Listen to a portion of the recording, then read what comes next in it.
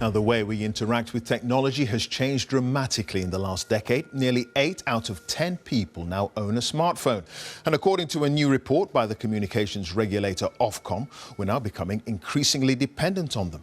It's estimated the average person checks their phone every 12 minutes, with 40% of us taking a look within 5 minutes of waking up in the morning.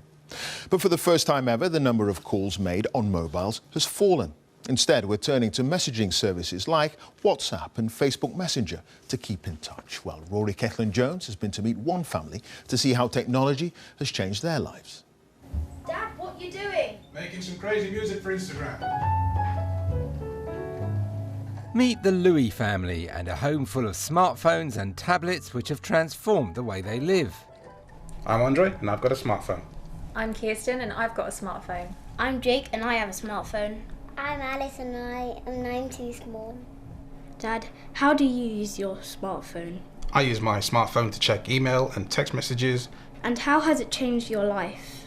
It's made me become a more independent person. I'm visually impaired, so I find that I can use my phone to do a lot more tasks than I could previously, and it enables me to navigate safely.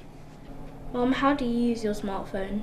I use my smartphone to wake me up in the morning, to tell us the weather so we can plan our day, to do all the shopping so I don't have to drag you guys around the supermarket every week.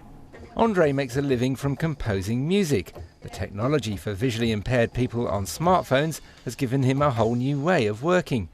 And 2.28.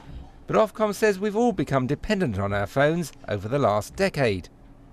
The average person spends 2 hours and 28 minutes a day on their phone.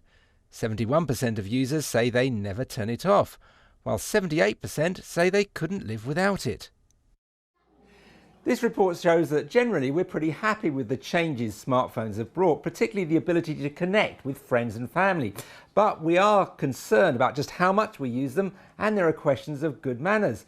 Should you be checking your phone at the dinner table, for example?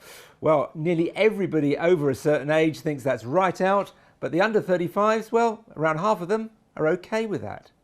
And are there any rules about how we use our phones? There are rules. You are not allowed to use your phone outside of the house. We do not use our phones at the table, and you're not allowed to use it for over a certain amount of time each day. The Louis family rules do allow everyone to multitask on phones and tablets while in front of the TV. Up and down the country, we're all deciding what are good manners for the smartphone era. Rory Jones, BBC News.